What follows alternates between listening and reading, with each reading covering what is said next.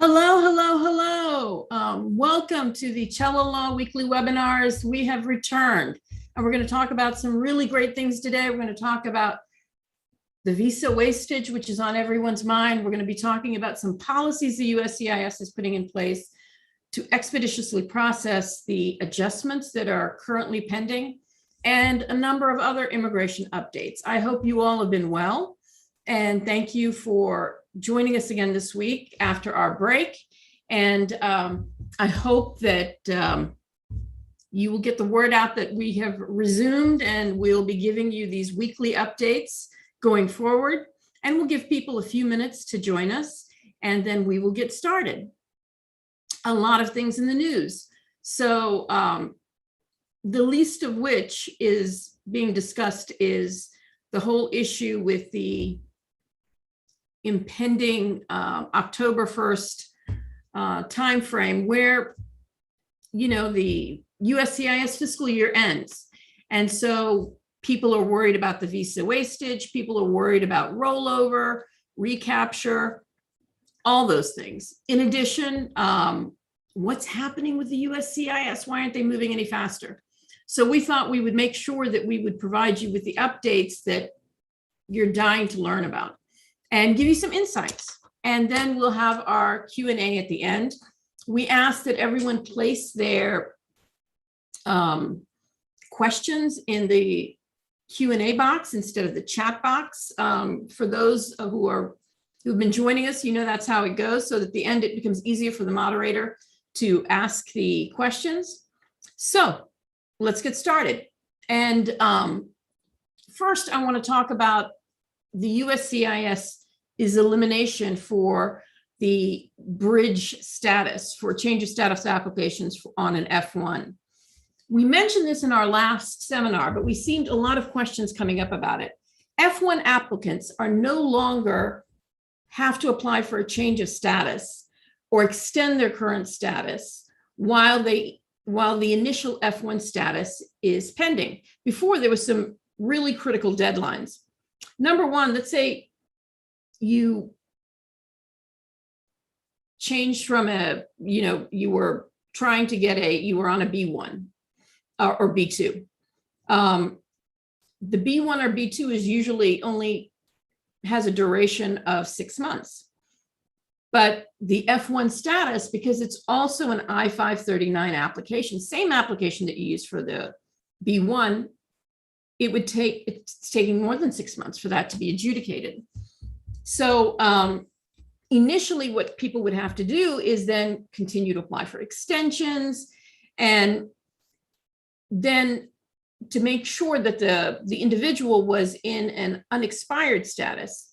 So this way, it eliminates a couple of things. So in addition to that, the other concern was you had to maintain a status up to 30 days prior to the START program. So you had to be in a valid status 30 days prior to, so people would keep extending their status. And then the student had to be, the incoming student would have to be in a valid unexpired status when applying for an F1. So because of the delays in the I-539 applications, it became really difficult because the F1 status, remember, is not effective till it's approved. So if it's approved more than 30 days before the program date, clearly the student must maintain their status in the US. But the processing time in some service centers is, up to a year. So what you may have the school do is, if that term has passed, they sometimes may request a new I-20 to just show that you have the continued intent, and the school continues to honor, your admission. So that may be one of the things that you'll face, but you don't have to worry about at least bridging your B1 application to make sure that you've maintained some sort of status. So that's a good thing. Then there is the USCIS and Social Security partnership. You can apply for a Social Security number or replacement Social Security number on the Form I-485. Great news. Previously, you could apply for it on the I-765, but sometimes required visits to the Social Security office, which made it such a, especially in this day, you know, where the offices are not operating on full staff. So now, once the I-45 is approved, the USCIS will send the data. And actually the USCIS, I mean, the Social Security Department, I know this, uses the same database to verify it anyway. So, but sometimes it doesn't get updated in time. So this way, the USCIS is informing Social Security directly that they need to issue a new Social Security number without the restrictions. Remember, if you're on an H-1, you have a Social Security number, but what does your Social Security number say? With work authorized status, valid with work authorized status. So this will be a Social Security card with no restrictions. So that's why it makes it easier for you. You don't have to worry about dealing with other agencies. So this was a very good, smart move, hopefully one of many to come. And so another updated policy guidance is for children born abroad through assisted reproductive technology. So DOS had announced that they're going to expand US citizenship to children born abroad through IVF or surrogacy, but now USCIS policy guidance has been issued. See, that's what sometimes people forget, that even though an agency will state they're going to do something, until you have the policy guidance, the implementation of that, and you've seen that with premium processing, right? The USCIS saying, we're going to expand premium processing. But the problem is it has not been implemented yet. So there's usually that disconnect. But the great news is this allows for non-genetic, non-gestational legal parent of a child to transmit US citizenship to the child if the parent is married to the child's genetic or gestational parent at the time of the child's birth. And the relevant jurisdiction. This is really one of the wackiest areas of immigration law that I've ever seen. Derivative citizenship, that means where you derive citizenship through your parents, has been changing over the past so many years. And so what is effective in 1 year, depending upon the child's birth, is not effective 5 years later. So I had a case many years ago, a gentleman from the Department of State whose good friend was a Filipino gentleman who had worked for the armed forces. I think it was in WW2. And he had 6 children. And so 4 of the children were eligible for derivative citizenship. When the US government allowed for those who served in the armed forces to get citizenship, 2 of his children were not, because he was residing in the Philippines, and 2 of the children, were born from his second marriage. And in the Philippines, divorce is not recognized. So because of the date that they were born, they were deemed illegitimate children. And there's different rules for that. So I had to have this 80-year-old gentleman fly from the Philippines to California, stay there for a specific time, which would then, believe it or not, allow for the eligibility, because he did get a divorce. And so the children would not be deemed illegitimate, and they were able to get derivative citizenship. So that's just giving you that, lets you know how complex and kind of strange these rules are. So what is the USCIS doing to speed up your application and hopefully reduce wastage? Well, they're continuing to approve employment-based green cards without an interview, number 1. Number 2, they're reusing some biometrics. They're not doing this in a clear, so it's, some are getting reused and some are not. So it's not being applied universally, which is just probably a lot of problems that government agencies have. They are calling before the medical RFEs are issued to give individuals some notice to get their appointments and get it scheduled. RFEs are usually issued thereafter, and the USCIS requests that they be returned as soon as possible, overnight if need be, so they can quickly get it approved.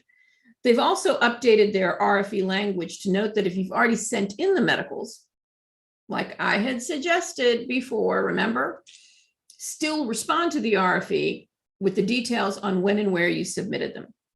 So if you did what I had suggested before, and you may not get an RFE, but let's say they misplaced it and you did get an RFE. I had said, make sure you send it in a FedEx or some sort of tracking mail system where you clearly put on the label that it's medicals and what the receipt number for the primary, as well as all the other individuals that are included, and get confirmation that it was delivered. So now if you do get an RFE after you submitted it, you just have to submit the proof, and then yay, you're done. So that was, that really shows that they are trying to process as expeditiously as they can in the very little time that we now have our USCIS director. The USCIS also extended the validity of the medical form, the I-693.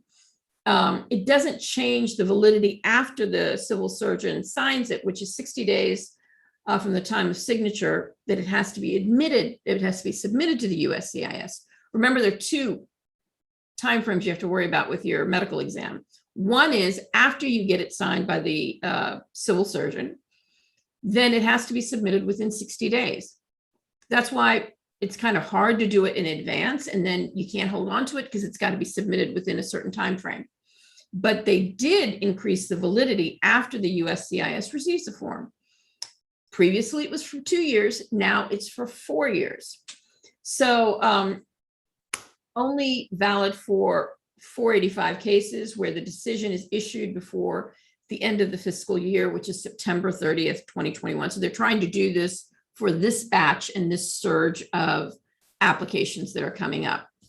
So that's all for the news right now. And the last thing is, we were supposed to talk about the visa wastage, right? I think that was the most important thing, but we did talk about how they are trying to speed up applications. And right now, there, a number of congressional members that are trying to seek some relief. I have found in the 25 plus years that I've been practicing, that usually that comes in the end. So we're still doing our advocacy. I am putting together kind of some talking points so that even people who are not eligible to vote, if you've got family members, friends, you can get them to go to their congressional leaders with this fact sheet. You can email it out. If you have not joined our Telegram group, please do. We'll be sending it on our Telegram group. And now that I'm back from vacation, I will be connecting with everyone again. And I know Kara's been talking to folks quite frequently. We'll do another Telegram live. And if you can, share our webinars, weekly webinar links with your friends so we can get the word out, because it's really important when you do advocacy that you get, the more voices you get, the more people you have in trying to effectuate a change, the better you will have in trying to make sure that people hear that voice. Numbers really matter. And so I do have a strategy for how even people who can't vote can get involved in this. And I think the key is putting some key talking points together that make it really simple for congressional members to understand the plight that you're in.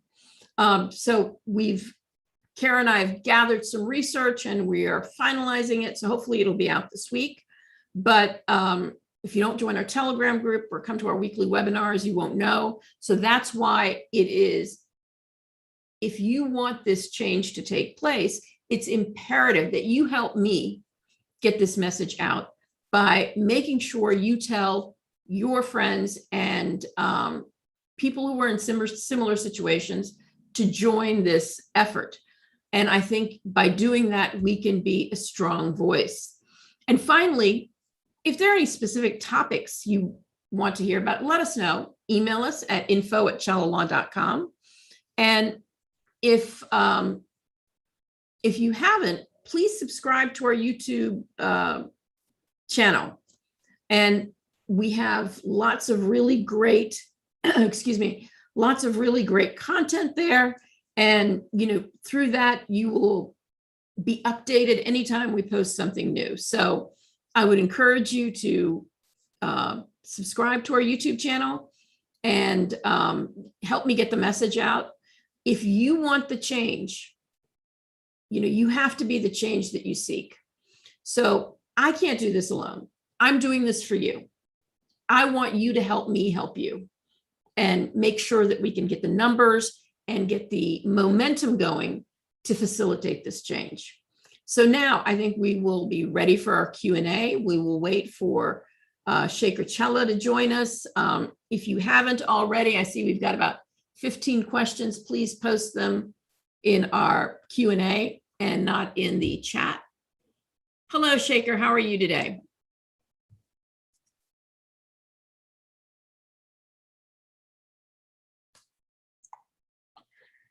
Hi, good afternoon. How are you, Lakshmi? Doing well, doing well. I know you're happy that India won. Pardon? You were saying something about a cricket match that India. Yeah, I'm sure our viewers out there are pretty excited about, what happened earlier this week. Today's Wednesday, back to back, Sunday and Monday. So that's why we always say Test cricket is still the best cricket, although it's not as commercial as T20. Just imagine how accelerating it was on Monday when India won, and the day before when West Indies won. I mean, two good, great days of nerve-wracking Test cricket. Yeah, fantastic. Loved it. Long time for most of us, non enthusiasts, cricket enthusiasts nonetheless, but not as much as perhaps you are. We have what to do. That's ingrained in my blood, having played a lot of cricket and watched a lot of cricket. But well, that's good. Looking forward to the IPL in Dubai next month. So get your calendar, September 19th to October 15th. All right, let's get going. I see some questions in the chat. One question, I think, please do post questions in the Q&A box. I'll take it as it comes. So let's see the first question from an anonymous attendee. Hi, Chella Law Firm. I got my perm approved in 2016 and my employer submitted I-140 application before 6 months period, which got denied later. We could not reapply for I-140 since I was out of status due to H-1 extension being denied at the time. Now I am back to status and want to apply for perm processing. Is there a way I could get back my priority date of 2016?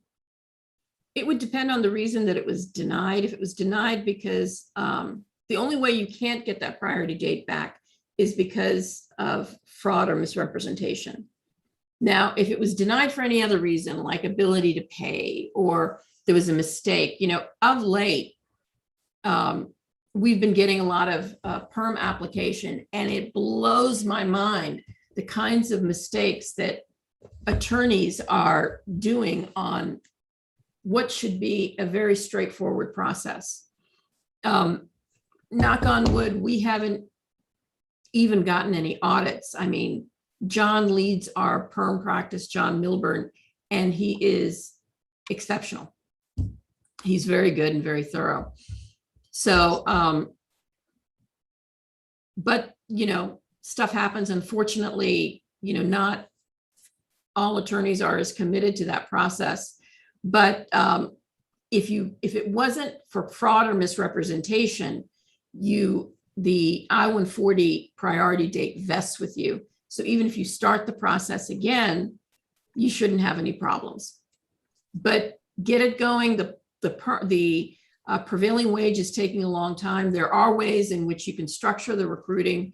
So while we're waiting for the 9-12 weeks for the prevailing wage to come in, you're not just waiting on that. There's some things that you can do in the interim. All right. Now it's time for the question in the chat, since it came in the time-stamped order. This is Sanjeev Ranjan. I've been USA since 2007. My priority date is March 11th, 2020. My FAD is current in both categories. I don't know what FAD is, but my I-140 EB3 process is denied yesterday. My lawyer has not received reason for denial. My I-140 EB2 application is still in process and associated with my I-485 application. Is there any chance for I-140 EB2 approval, or it will also be denied? Both I-140 applied with the same perm application. What was denied, he said? Huh? What was denied? My I-140 EB3 process is denied yesterday. Lawyer has not received the reason, but the I-140 EB2 application is still in process. It's still in process. Well, and associated with the 485 application.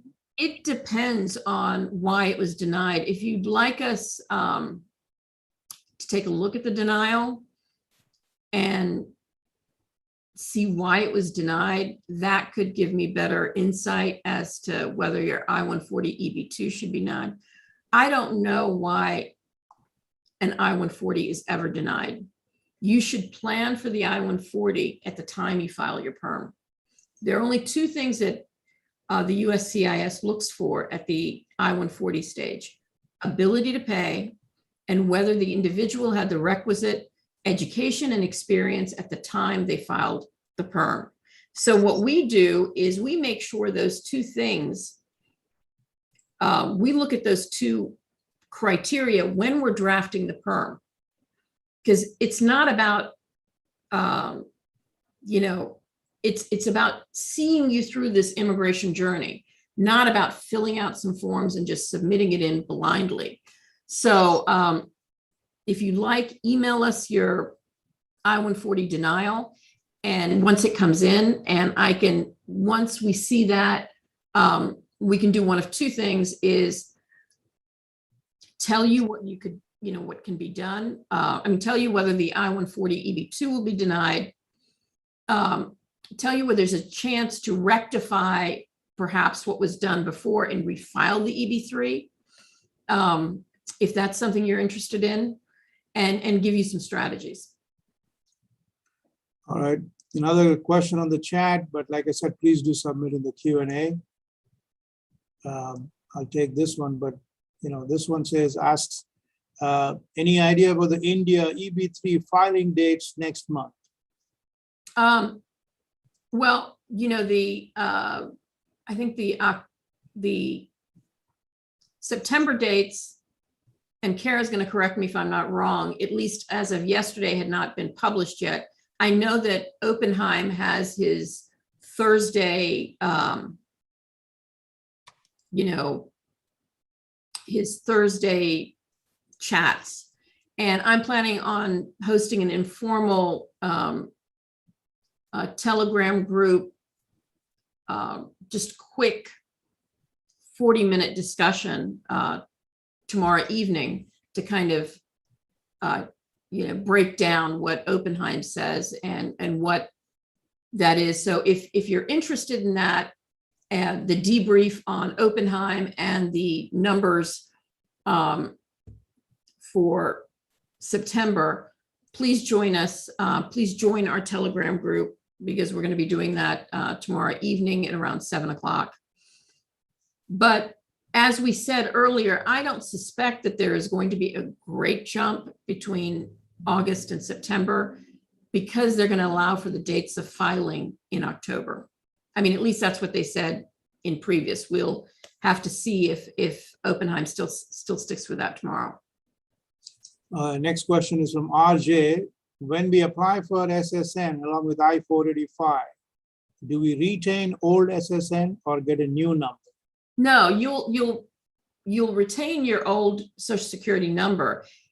What will be removed is if you look on your Social Security card, it says valid with work authorized status. That no longer will be there. It'll be valid. The restriction that's on your card will be removed. The number will remain the same. All right. Next question is from JS. How could the total downgrade to EB3 is going to affect the EB3 final date movement for next year? You know, that's a really good question. Now, what I've been doing is I was waiting for the third quarter report to come out. And so I'm trying to do some analysis. I only can figure out what I need to know. I go to Kara and Shaker to try to get the answer I need. They're much better at the math and working with the Excel, you know, so we are looking into that. And I'll talk a little bit about that next week. So join us to hear some projections for next year. Our next one is from Abir Singhal. Abir, how are you? If we sent the medical with I-485, then do we need to worry about an RFE? No. That's it. Abir, take care. The next is from A. Ramdas. I'm from India, applying for DS-260 via EB1. Birth certificate is an issue. Year of birth, 1978. We are not getting neither the birth certificate or NABC. It is more than 6 months for processing and no response. They said no reasonable proof of birth. In that case, how to submit the application for birth certificate?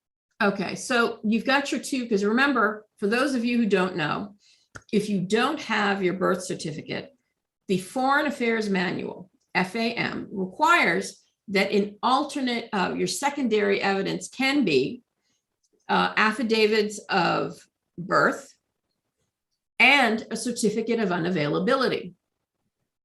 Now, with India dealing with the pandemic, no one really going back, that's a bit of a challenge. Now, you can use some other offers of secondary evidence. If you've got your 10th standard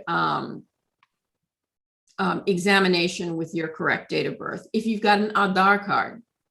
And what I do is I cite to the fact that India is in, you know, this massive pandemic and people are not operating full. And so we can't get this document. And then I submit the information about what an Aadhaar card is. I just don't submit the Aadhaar card.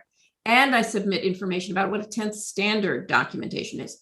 I had no idea how, you know, people have been telling me for years, oh, I have my 10th standard, I have my 10th standard. And I'm like, I really didn't, when I started researching it, there are several sites on the internet where it tells you how important these documents are. So if you include that along with your explanation, I think you may be okay without getting your certificate of unavailability. Another thing you may try, I know the embassies are not working on full capacity, but if you can get an appointment with the embassy, sometimes if you take an RFE to the India embassy closest to where you reside, they will give you a certificate of unavailability, depending on why in 1978 birth was not recorded. Now, it could be that you were born in a rural jurisdiction where they just didn't have that requirement, even though India mandated it, you know, I think that 20 years earlier. So you can check on those things and try to submit that secondary evidence. All right. Shrikant Gade is the next. Hi, I'm Shrikant. My priority date is 01/2014, January 2014. Applied 485 in October 2020, EB2 to EB3 downgrade. I-140 downgrade is approved.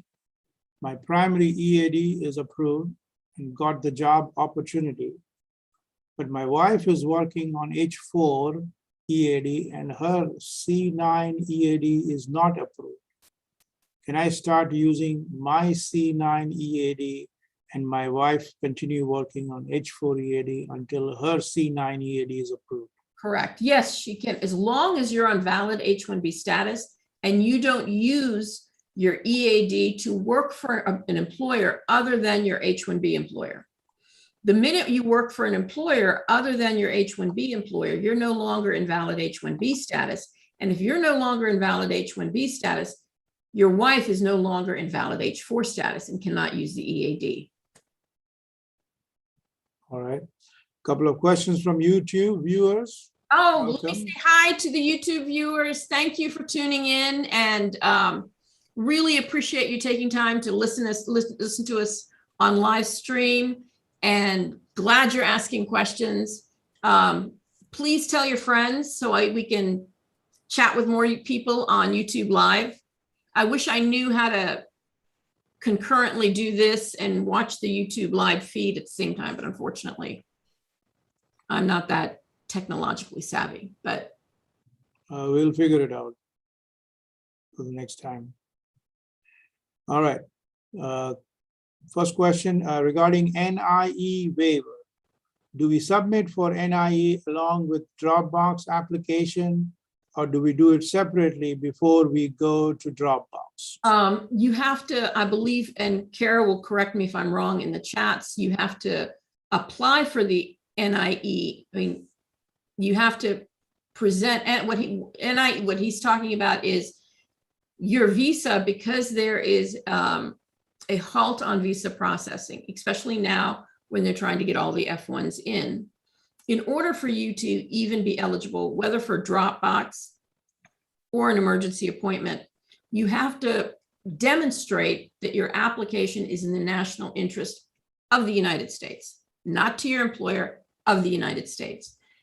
The Department of State has issued guidance on what is deemed like infrastructure, healthcare, a number of other things.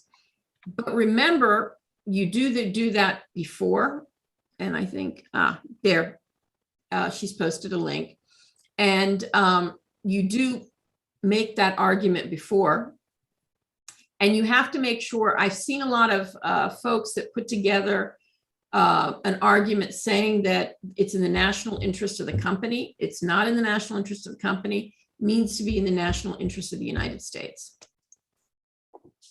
All right.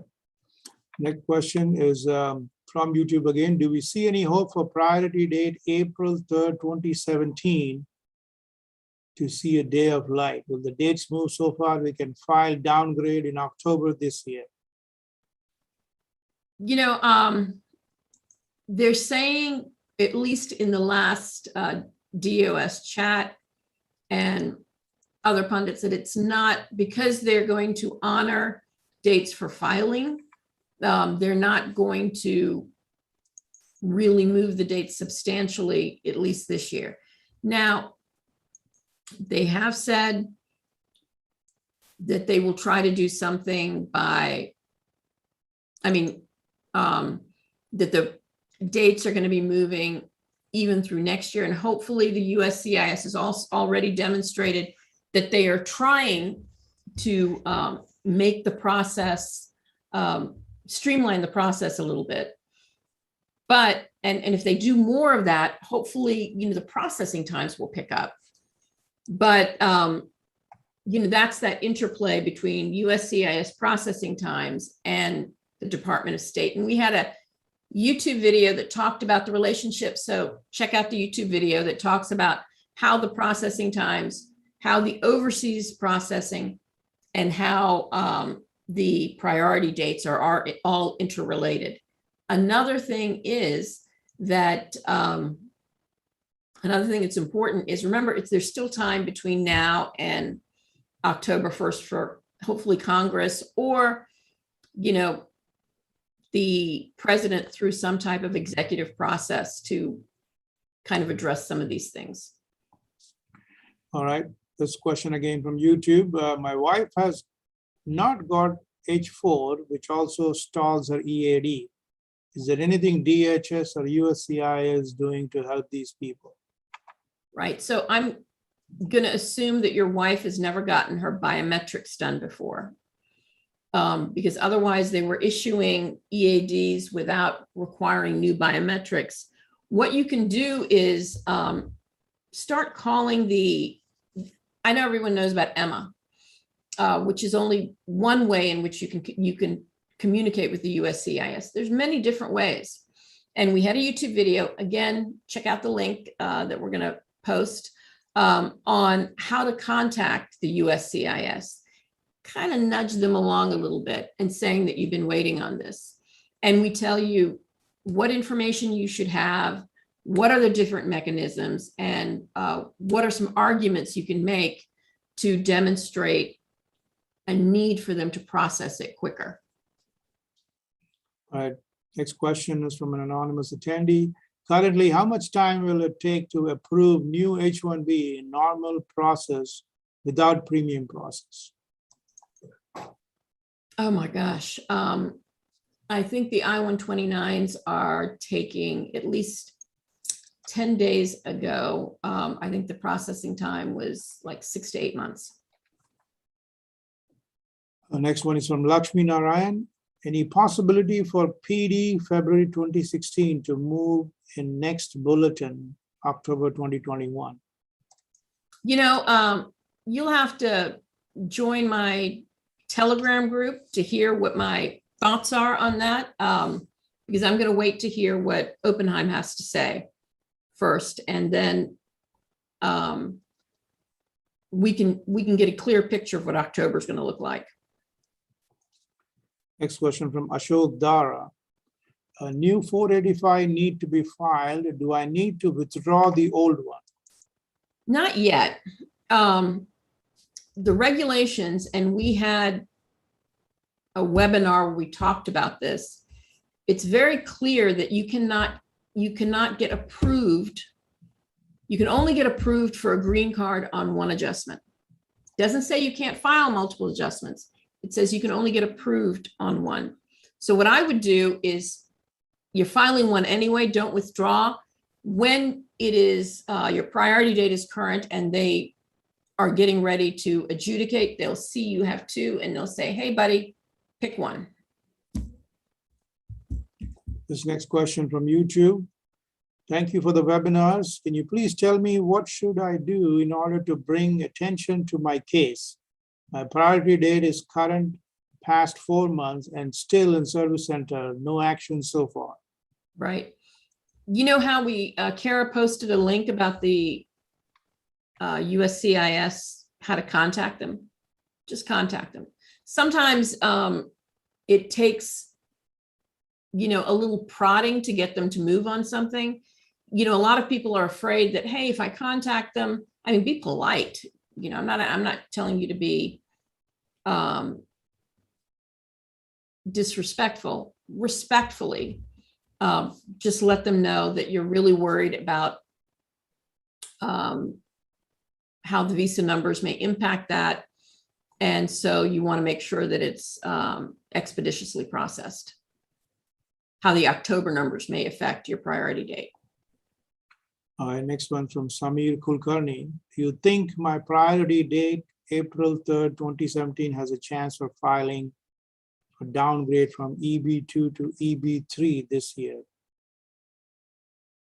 For any other predictive, no one can predict what, like I said, there are many factors that go into it, but I can give you some insights, and I'll be doing that tomorrow, but I'm going to wait to hear from Oppenheim tomorrow, and then I will provide the insights through Telegram tomorrow evening. Okay. PP. That's the person sending the question. What is the implication of interfiling I-693 medical now, since we did not attach it in my initial I-485 filed in October 2020 last year? I have not received any RFE yet for medicals. I'm also current now for EB3 as per September 2021 bulletin. So if you're just current, first of all, if you're interfiling your medicals, you have to first know at this stage, I'm pretty sure it's still at the service center, but you can call and find out. And people have told me, Emma's even told them whether it's at the service center or the local office. So that's number one. You've got to know where it is. If you know where it is, then what you can do, if you've just gotten, if your dates are just current for August, the likelihood that it's moved out of the service center is really low because they don't usually move it from the service center to the local office until it's current, and then it takes, some time. So you may want to first find out where it is, and then remember the medicals are only valid for 60 days. So if you've had your medicals, you've got to submit them anyway within that time frame if it's signed by the civil surgeon. Then what you do is when you interfile or when you submit your medicals to an existing, you need to submit it. You need to have a cover letter and with everyone's I-485 receipt number, name, date of birth, and make sure that you're connecting the medicals to that file. Number two, you want to submit it by some sort of overnight process by which you can track the mail, and then you want to keep confirmation that it was received. And I always tell people on the envelope, always write say medicals for, and put the receipt number for the person on the FedEx with something like a Sharpie so it doesn't smudge out. And then submit it. So the mailroom, they see that, they know what it is. You have on every piece of paper, there is that indication that it is supposed to be attached with an existing I-485. The less likelihood that it would be lost. Now, there are cases where the USCIS makes a mistake. And even if the dates are not current, they send the petition down to the local office. Well, the local office can't adjudicate it. A lot of times they'll send it back to the service center. But even in that case, remember with the new RFE guidelines, if you have been issued an RFE, all you have to do is show proof that you had the medicals done, that so if your civil surgeon, they're going to charge you for it, you have a receipt, keep the receipt. You have FedEx confirmation that it was received by the USCIS, a signature, and submit that with the RFE, if that should occur. Okay. Next one is from Viraj Kumble. I'm in December 2020 graduate student, and my OPD started on March 27th. Due to personal reasons, I had to travel to India, and then the ban came into effect. I'm enrolled as an unpaid intern in a company, and the days have been stopped. And I travel back to USA.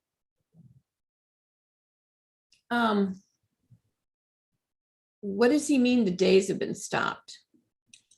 Viraj, if you want to answer that, answer in the chat so I can look at your response quickly. So I'm going to assume when you say you've been working as an unpaid intern, that you've been working out of India remotely as well, because you've got that unemployment time frame that you can't be unemployed while you're on an OPT.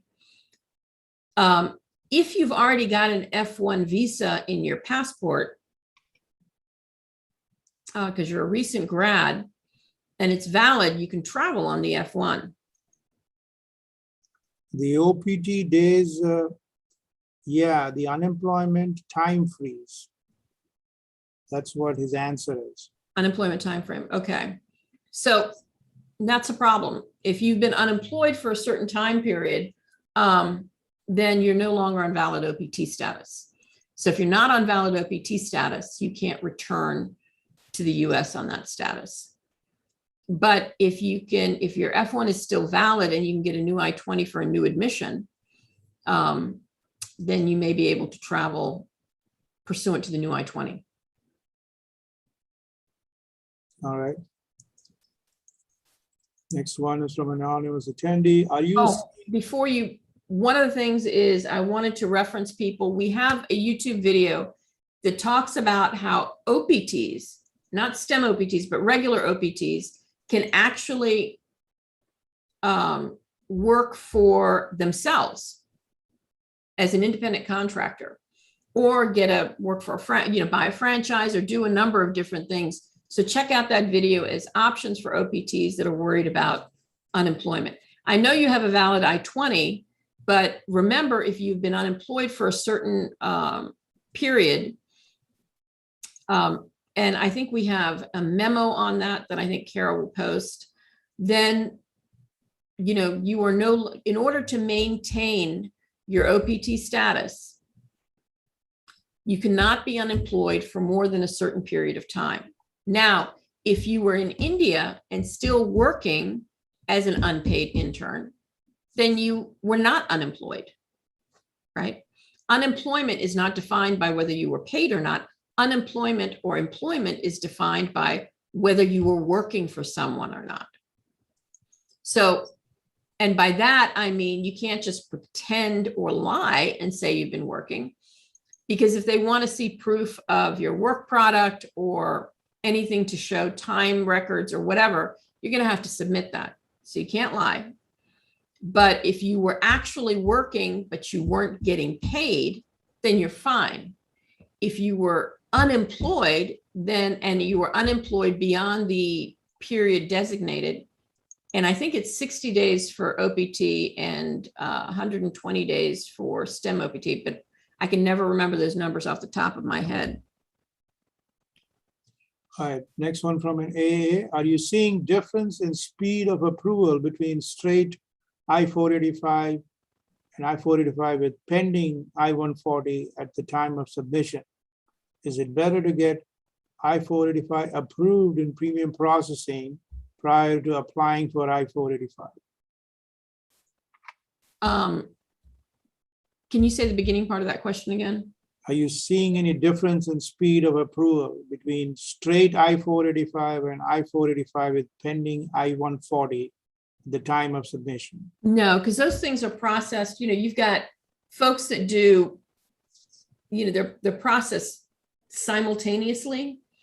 So they're independent tracks, but they're interrelated.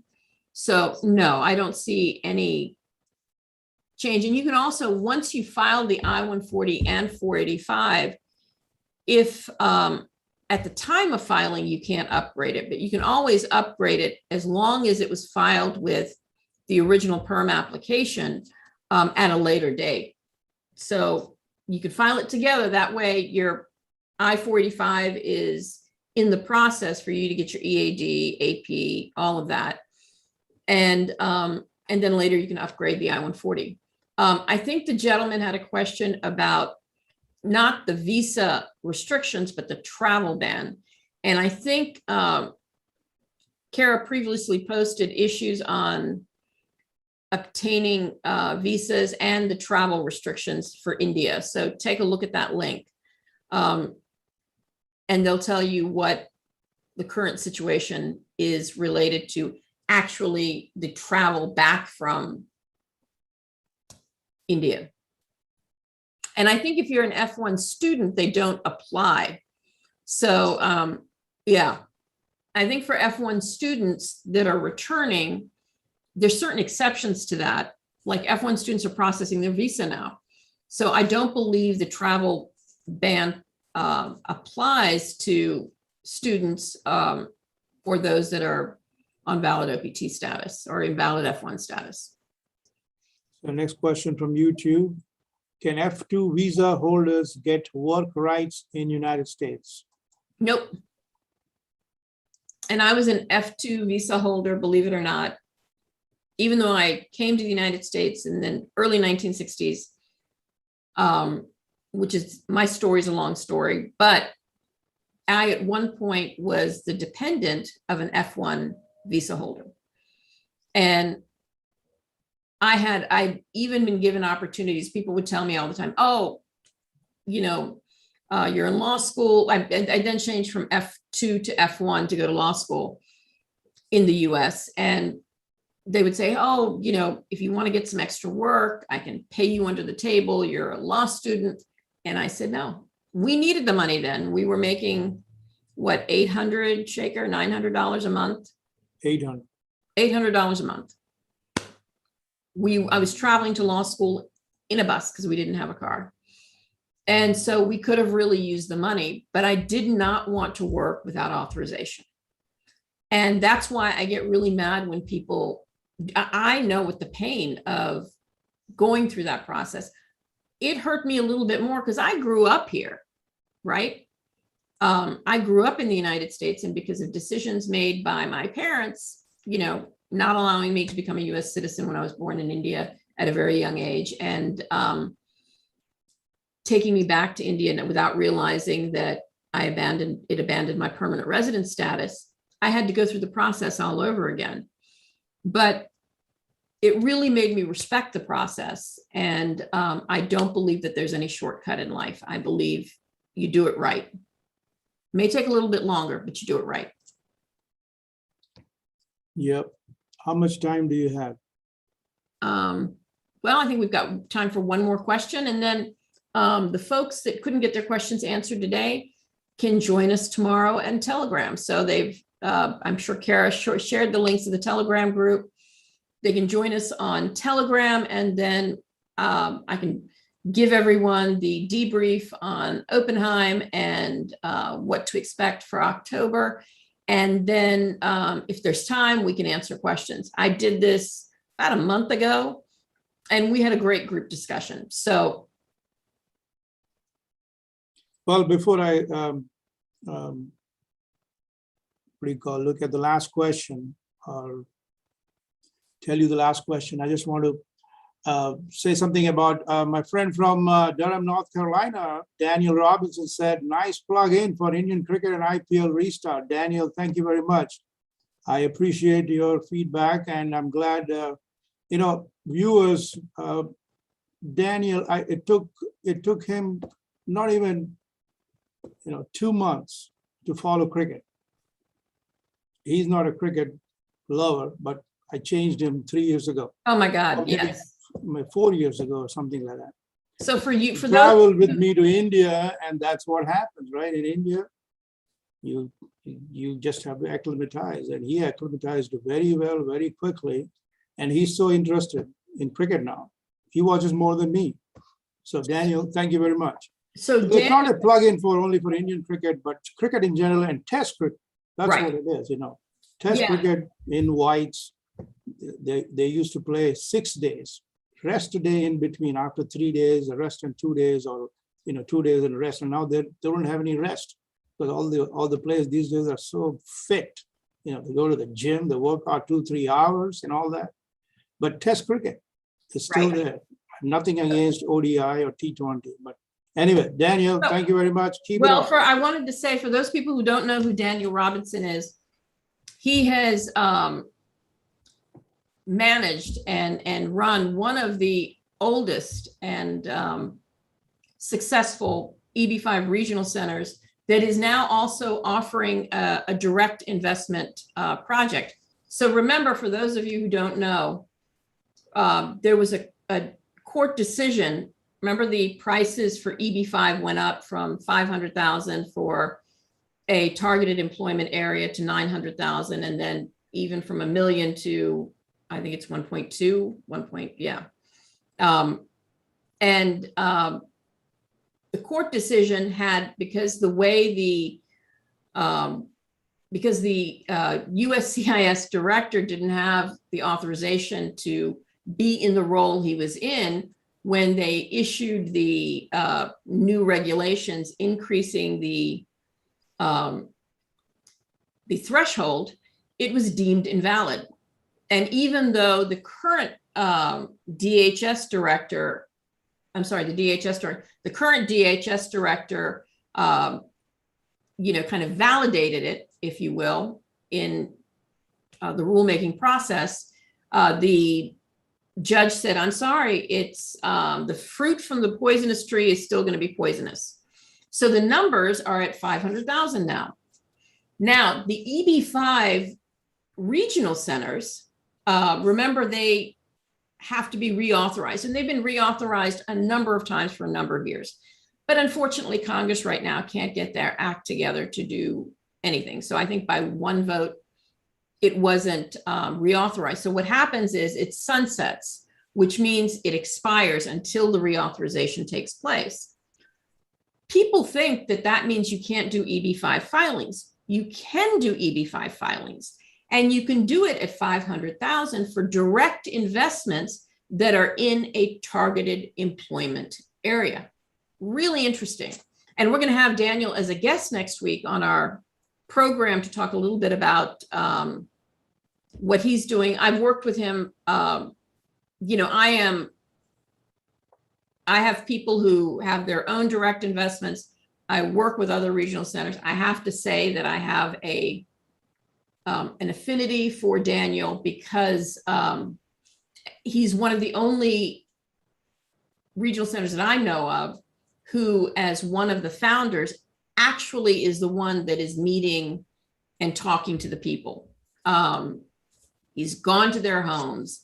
He knows their life stories. And we have, in our affiliation over the years, have filed several EB5 applications with him. And he's hands-on. He knows when they're approved. He knows when there's an RFE, sometimes even before we know. And he's so committed to make sure that they become successful. And so that's something that, I think is really important, because I know 500,000 is a lot of money for anyone. And if they are investing in any project, I want to make sure that it whatever the project happens to be, that it's successful. And to have a partner like that, or have someone that we work with that is as committed as we are, makes the process so much easier, because there were a number of RFEs for EB5 applications that were issued earlier this year during the transition period. And I've had a real hard problem getting documents from other organizations, whereas with Daniel, it was like this. And he was talking to the investor as well as I was talking to the investor, and he was making sure that we were doing our job. So it's great that to have someone who's so committed that way. So thank you, Daniel, for tuning in, and we look forward to having you as our guest next week. Yeah, Daniel Robinson, the man, he can go to any Indian house and acclimatize himself very easily. He can sit on the floor to eat, like we used to do some time back, or walk in the backwaters of Kerala, or run against the railway track in Hyderabad. Doesn't matter, or the intense heat of Delhi or Ahmedabad or Chennai. He's the man. But he'll be back next week. Yeah, he can also recognize good biryani, which I find, very impressive. But he's been doing this for a number of years. Incredible track record. His projects are always very profitable. And I've stayed at one of his hotel projects in Durham. And we've even got, I think we've got a guy who's, the conditions have been removed, right? Almost. Yeah, almost. I think it is. I think it's removed. Yeah. Yeah. So, so anyway, like I said, it's just, and if nothing else, go stay at his hotel in Durham. It's the Durham. Is it the Durham? Yeah, the Durham Hotel. It is in downtown Durham, and not to suggest anything or digress. And this is a webinar where I presume everybody is over 18 or 21. He's got a great rooftop bar there on that hotel. We can say if you are over the age of 21, 21, please yeah. partake in a cocktail. If you're under the age of 21, please partake in an unalcoholic drink. But the scene is it's very scenic, it's very beautiful, and it's a old bank that they renovated, and it's spectacular. Exactly. So if you are in the RTP area, it's not too far from you, a very short drive. Oh, I thought you were going to say it's very close to Duke. So no, we'll talk about that later on. But,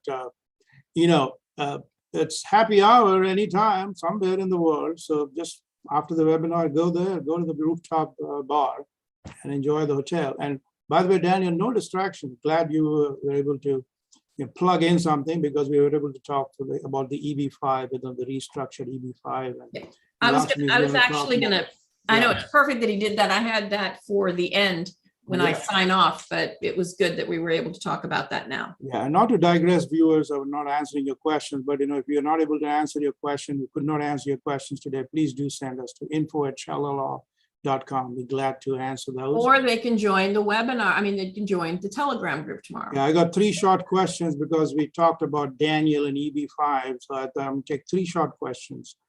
First one is from YouTube. It asks about Pakistanis could travel with just passport to California, or a visa is required? Well, the rule is any non-citizen is required to keep on their person proof of their status. Okay, so that is separate. So anytime anyone can ask you that, traditionally, the air flight, I mean, they just want proof of your identity. So it doesn't even need to be a passport. It can, if you've got a driver's license, it can be a driver's license. They just want proof of your identity to board the airline. But like I said, at any point, anyone can ask you for proof of your authorized status, and you are required to make sure you present that. All right. This next question from JD Sethi. Just wondering how USCIS processes the cases, first in, first out, or based on the PD? Well, the priority date has to be current. And then they will take the earliest of the priority dates, and then it's first in, first out. So it's in that order. If they will still process your case, even if the priority date is not current, superficial, I mean, they will review all the documents, may issue an RFE, but they're not going to adjudicate it or approve it until your priority date is current. All right, last question from Abir Singhal. Does the American Rescue Plan child tax credit affect the I-140 or I-485 process? If yes, how do we opt out of this? No. Most of those tax credits are treated very differently. It's not a government subsidized program. So no, that's should not have any implications on your or affect your ability. And even the CARES Act did not. The CARES Act, in fact, clearly excluded that issue. So that's about it, folks. Just wanted to close in by saying that last week, the local, I'm from Richmond, Virginia, the local baseball team took an initiative to showcase cricket to the baseball audience. And we had the opportunity to demonstrate cricket to the baseball audience and invite them to participate in the cricket league in the greater Richmond area. A fantastic initiative. I'd like to thank the baseball organization, Squirrels, one of the kind in the country. And just to give you the stats, the most viewership in sports, 4 billion, is for what we from India know as football, but the rest of the world calls soccer. 4 billion. Cricket across the world, 2.4 billion. Wow. Imagine. Second biggest viewer across the world. Thank you for that. Squirrels, Yep, Squirrels Initiative to showcase cricket. Fantastic. Thumbs up. Well, thank you, Shaker. Classy. Oh, sorry. Thank you, Shaker, for your moderating. Thank you, Kara, for putting it together. Thank you, all of you, for joining us this week. Tune in next week, share it with your friends. Two things. One is the initiative to make sure that there's no visa wastages. And number two, to hear about the current updates and direct EB5 investment. So look forward to seeing you next week. Hopefully you can tune in tomorrow to hear my debrief on Oppenheim and his projections and what he thinks October is going to look like. You all have a safe week and a good weekend, and I'll see you then. Take care, y'all. Bye, Lakshmi.